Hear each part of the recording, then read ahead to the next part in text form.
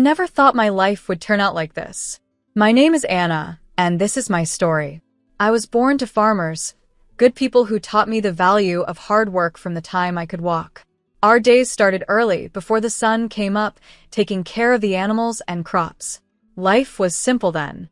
I would go to school, come home, and help out on the farm. Weekends were for spending time with family and catching up on chores. It was all I knew, and I was happy with it. But things changed after I graduated high school. My parents, bless them, wanted more for me than a life on the farm. One evening at dinner, my dad said, "Anna, we've been talking. Your mom and I think you should go to college." And just like that, my world got bigger. I packed my bags and moved to the city, a place so different from what I was used to that it felt like another world. College was an experience. The classes were interesting, but it was the people that really opened my eyes. Students came from all kinds of backgrounds, with dreams and plans I had never imagined. Then I met Scott in my third year. He was charming, confident, and so different from the farm boys back home. Scott seemed to know exactly what he wanted from life.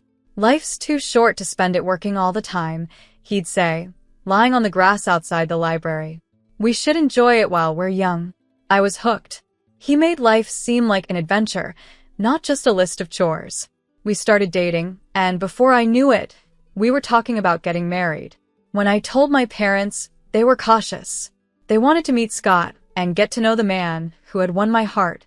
After Scott's first visit to the farm, my dad said, "He seems nice enough, but there's something I can't put my finger on. Just be careful, Anna." I brushed off his concerns. What did my old-fashioned dad know about love? Scott was perfect, and our life was going to be perfect too. My parents, being the kind people they are, paid for our wedding and even bought us an apartment in the city. "We want you to have a good start," my mom said, her eyes misty. "Thanks, Mom and Dad," I said, hugging them tightly. "I promise I'll make you proud." As Scott and I stood at the altar, exchanging vows and rings, I thought my life was all set. I had a husband who I thought loved me, a good job in the city, and a bright future ahead. The first couple of years of our marriage seemed fine to me. Scott and I both worked in the city, and we settled into a routine. But looking back, I can see the signs that things weren't as perfect as I thought. "Do we really have to go to your parents' farm this weekend?" Scott would complain every time I suggested a visit. "It smells like manure, and your dad always wants me to help with something." I'd sigh and try to explain, "They're my family, Scott, and they've done so much for us." He'd grumble, "Fine, but I'm not shoveling any cow poop." I brushed it off, thinking he was just a city boy not used to farm life.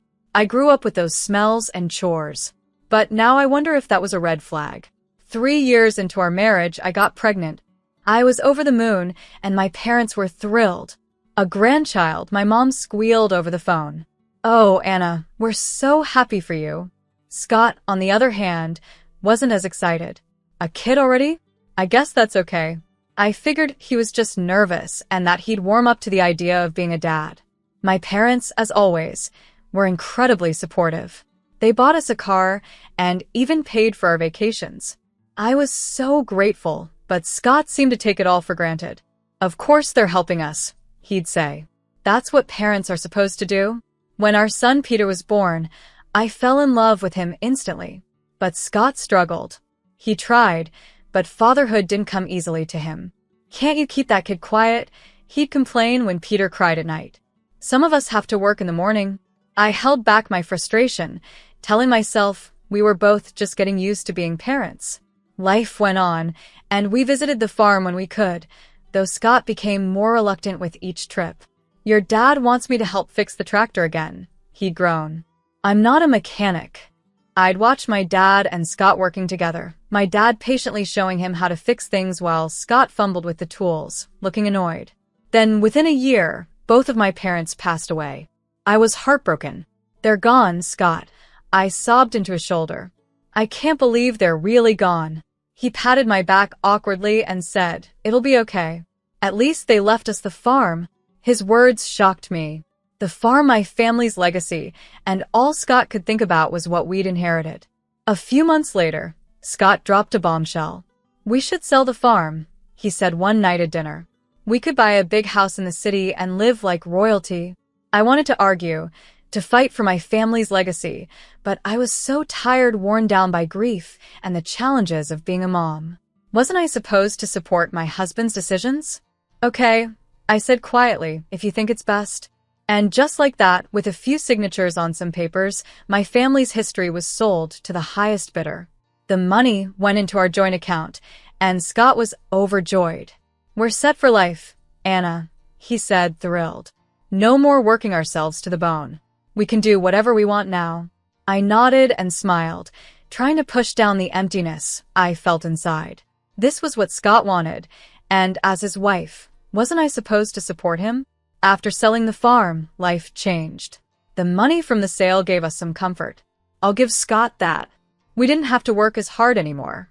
We both cut back to part-time hours, and for a while, it felt like we were living the dream. But as time passed, I started noticing things. Scott, who had never been much of a hard worker, seemed to lose all motivation. He'd quit jobs without a second thought, always with some excuse. That boss was a jerk, he'd say, or they expected too much. I'm not a slave, you know. I tried to reason with him. Scott, we can't live off the farm money forever. We need to think about the future. He'd just wave me off. Relax, Anna. We're set for life. Why work ourselves to death? Meanwhile, our son Peter was growing up quickly. He finished high school, then college, and soon he was working and living on his own. I was so proud of him, but I missed having him around. One day, I was reading the newspaper when a name jumped out at me. It was an article about a successful concrete plant owned by Scott's Uncle John. Scott. I called out, "Did you see this article about your Uncle John?" Scott's face darkened. "I don't want to hear about that old tyrant," he snapped. I knew the story, at least Scott's version of it. His parents had died when he was young, leaving him in the care of his uncle. Scott always said John had been controlling, trying to force him into the family business. He never listened to what I wanted, Scott had told me years ago. It was always about what he thought was best, so I left and started my own life. Looking at Scott now, lounging in his robe at 1 p.m, I couldn't help but wonder if there was more to the story. Maybe it's time to make peace, I suggested gently. It's been years, Scott. People change. Scott's reaction was instant and explosive. Make peace with that control freak? No way. Drop it, Anna. I let it go, but the whole thing left me feeling uneasy. There was so much anger, so much resentment in Scott's words. It made me wonder what else he was holding on to, what other parts of himself he was keeping hidden. One quiet Friday afternoon, I overheard Scott on the phone. His voice was short and cold. "I'm not interested in his life, and it doesn't concern me," he said sharply before hanging up. My curiosity got the better of me. "Who was that, honey?" I asked. Scott's face showed no emotion. "Hospital. My uncle's sick. If he dies, maybe I'll finally get something out of him." I was shocked. "Scott, that's a horrible thing to say." "He raised you?" "Yeah, and he made my life hell," Scott snapped. "I'm not going to see him. End of story." He picked up the remote and settled back into his chair. Something broke inside me. This wasn't the man I had married. This wasn't the person I thought I knew. Without saying a word to Scott, I went to the bedroom and called Peter.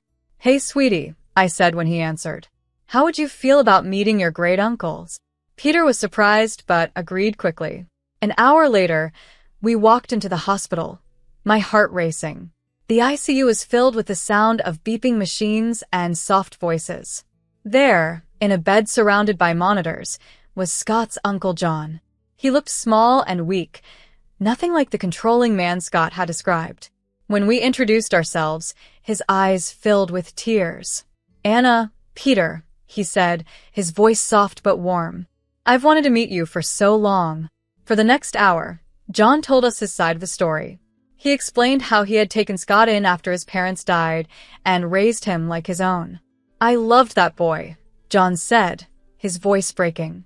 "I wanted him to have everything, carry on the family business, have a good life." But Scott had other ideas. John went on to explain that Scott didn't want the responsibility. He said he didn't want to work hard like I did, staying up at night worrying about the business. As John spoke, I felt a sinking feeling. His words painted a picture I knew all too well. Scott demanded I sell the business, John said, shaking his head. He wanted me to give him a monthly allowance, an apartment, a car. He said I owed him a carefree life. I glanced at Peter, and I could see the same shock on his face. I told him that's not how life works, John continued. I begged him to stay and learn the business, but he just got angry. He said he'd find a rich wife and never have to work again. I sat in Uncle John's hospital room, and memories from the past 12 years flooded my mind. It was like I was finally seeing the truth. Scott had never kept a job for long. He always worked part-time, called in sick, and took lots of days off. I had always thought it was because he was stressed or just a free spirit, but now I understood. He would always say, "Life is for fun, Anna. Why work so hard?" A sick feeling hit me as I realized that Scott didn't marry me for love. He married me for my family's money, for the easy life he thought I could give him. I was just a way for him to get what he wanted, the rich wife he had promised his uncle he'd find. Tears filled my eyes as the truth sank in. Our life, our marriage, our family, it had all been built on a lie. Uncle John's weak voice pulled me from my thoughts. "I'm so sorry," he said. "I wanted to leave something for you and Peter, but I can't." "It's okay," I said, squeezing his hand. "We don't need anything." "I had plans," John continued, sounding upset. "A new project. It would have changed everything, but I ran out of time." Suddenly, John's face twisted in pain, and the machines around him started beeping urgently. A nurse rushed in. "You need to leave," she said. A few days later, the call came. Uncle John had passed away. When I told Scott, his reaction made my blood run cold. "Finally," he exclaimed, grinning. "Took the old bastard long enough." I stared at him, horrified. "Scott, he was your uncle. He raised you." Scott waved me off. Yeah, so when's the funeral? Do I need to go?" In the end, Scott didn't attend the funeral. Peter and I arranged it ourselves. It was a small, dignified service that I hoped would have made Uncle John proud. While I was mourning a man I had barely known, my husband was at home celebrating, calculating his new wealth. I overheard him on the phone when I got home, saying, "The factory's got to be worth at least $30 million. Can you believe it? I'm rich." I watched Scott strut around the house, bragging about his inheritance, and felt nothing but disgust. This wasn't the man I thought I'd married. He was a stranger in my husband's skin. Then things got even worse. One evening, Scott looked at me with cold eyes and said, "You know, Anna, you're getting kind of old for me. I think it's time for an upgrade." I couldn't believe what I was hearing. "Excuse me?" I asked. He shrugged, not even trying to look guilty. "You heard me. I'm rich now. I can do better." Over the next few weeks, Scott's behavior spiraled out of control. He stayed out late, coming home in the early morning, reeking of alcohol and perfume. More than once, I was left feeling like I had lost everything. I noticed lipstick stains on Scott's collar, and every time I confronted him, he'd brush me off. "Mind your own business," he'd say. "You should be grateful I come home at all." One night, as I lay awake, listening to him stumble in at 4 a.m., I realized something had to change. I couldn't keep living like this. I deserved better, but more importantly, I needed to know the truth about Scott, about the inheritance, and about the life I thought we had built together. One morning, after another night of Scott coming home at dawn, I'd had enough. "Where were you?" I demanded, my voice shaking with anger and hurt. Scott rubbed his bloodshot eyes and narrowed them at me. "None of your damn business, Anna. You should be grateful I even come back at all." I felt like I'd been slapped. "Grateful? Is that what you think our marriage is?" He ignored my question, his eyes calculating. "How much is left from your parents' inheritance? We must have some savings, right?" The sudden change of topic caught me off guard. "What?" "Scott, we've spent it all. The accounts are empty." His face twisted with disgust. "Empty? You've got to be kidding me." He paced the room, muttering to himself, then turned to me, his eyes cold. "Well, I guess that's it then. I'm done here. Done with you." Before I could respond, The front door opened, and Peter walked in, his eyes widening as he saw the tension in the room. Scott's demeanor shifted instantly. He forced a smile and walked over to our son. "Peter, my boy. Just the person I wanted to see. I need you to sign something for me." Scott pulled a document from his pocket and handed it to Peter. "It's just a formality. You're giving up any claim to Uncle John's estate.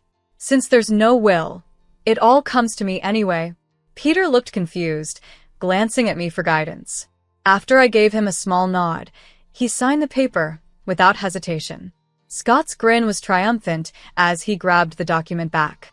Then, as if a switch had flipped, he turned to me, his voice cold and flat. "I want a divorce," he said. "I never loved you, Anna. I just put up with you for your parents' money. But now I'm rich. I don't need you anymore." His words hit me like a punch, even though deep down I had suspected this. Hearing it laid out so bluntly was still devastating. "I'm moving to Uncle John's house," Scott continued, already packing a suitcase. "Don't try to contact me. It's over." And just like that, he was gone. 33 years of marriage packed into a suitcase and out the door. I stood there, frozen, trying to make sense of what had just happened. It felt unreal, like a bad dream. I couldn't hold it together any longer. "Mom?" Peter's voice was soft, full of concern. "Mom, are you okay?" I turned to look at my son, my steady rock, and the dam broke. Tears poured down my face as Peter wrapped his arms around me. "It's okay, Mom," he whispered, holding me tight. "We'll get through this. You're strong, and you'll be okay." As I clung to him, sobbing into his shoulder, I couldn't help but be amazed at the man he had become, kind and compassionate, everything his father wasn't. Then I realized something. "You're the best thing he ever did," I whispered to Peter. "The only good thing to come out of this marriage." Peter hugged me even tighter, and in that moment, I knew that no matter what happened, I wasn't alone. I had my son, and together, we'd face whatever came next. The weeks after Scott left were a blur of pain and disbelief. I tried to stay strong, to focus on moving forward, but it wasn't easy. Scott seemed determined to flaunt his new life right in my face. It started with his Facebook posts, pictures of Uncle John's mansion, which was now Scott's home, filled his timeline. I tried to ignore it and focus on healing. Then, the photos changed. A young woman started appearing in them. She was blonde, beautiful, and barely older than Peter. In one photo, Scott had his arm around her, both of them smiling at the camera. The caption made me feel sick. "Meet my fiancée, Joyce. Upgrade complete." The calls started almost immediately. Friends, acquaintances, even some of Peter's old teachers reached out. "Anna, dear, is everything okay?" We saw Scott's posts. "What's going on?"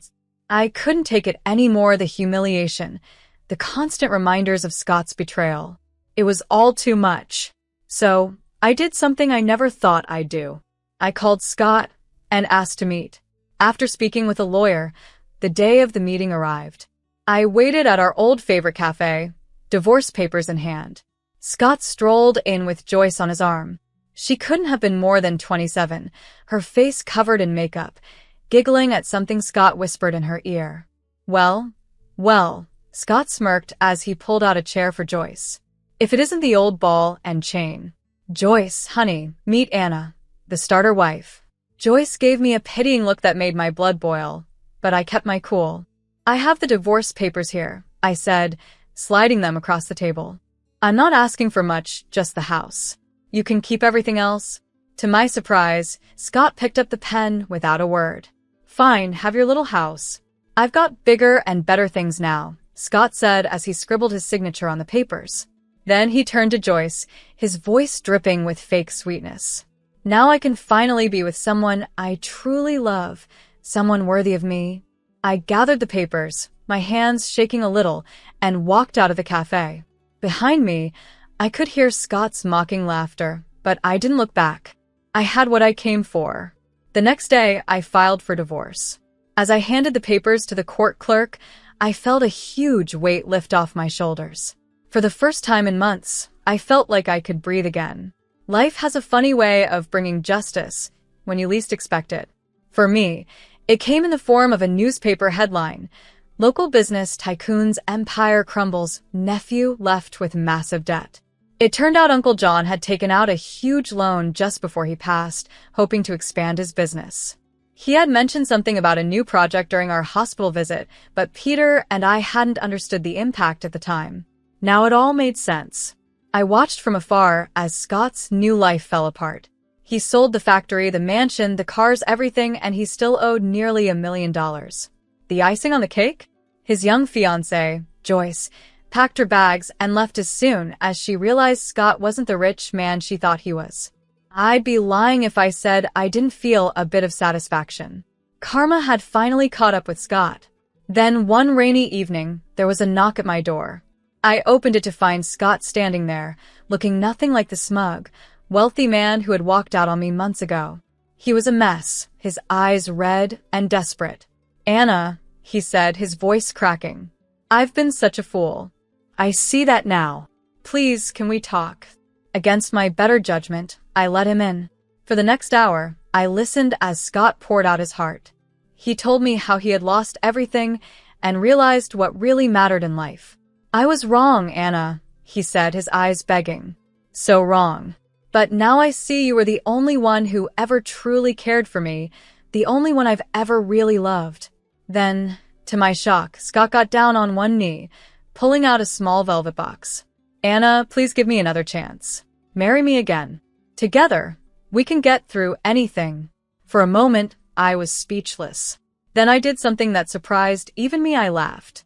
It started as a small chuckle and grew into full-blown laughter, with tears running down my face. Scott's expression dropped. "What's so funny?" he asked, confused. When I finally caught my breath, I looked Scott straight in the eye. "Oh, Scott, did you really think it would be that easy? That you could treat me like trash, throw me away, and then come crawling back when your life fell apart?" His face darkened, and he stood up, angry. "Now listen here," he snarled. "This is my house too. I have rights." I calmly walked to the drawer where I kept the divorce papers, pulled them out, and showed him his own signature. "No, Scott, you don't. You sign away any claim to this house. It's mine. Now get out, or I'll call the cops." For a moment, I thought he might argue, but something in my face must have told him I was serious. Without another word, he turned and stormed out, slamming the door behind him. As soon as he was gone, I called Peter and told him everything. My wonderful son was, as always, supportive. "You did the right thing, Mom," he said. "I'm proud of you." Those words meant more to me than he could ever know. In the weeks that followed, I made some big decisions. The house, with all its memories both good and bad, felt too big for just me. So I sold it and used the money to buy a cozy apartment in a lively neighborhood I had always loved. At 62, I'm finding that life is just beginning. I've started traveling, visiting all the places Scott promised we'd go but never did. I've taken up painting, joined a book club, and even tried salsa dancing. Every now and then, I see Scott around town. He looks older now, worn down by his mistakes and bad choices. Life didn't turn out the way I expected, but you know what? I wouldn't change a thing. For the first time in a long time, I'm truly, completely happy being me.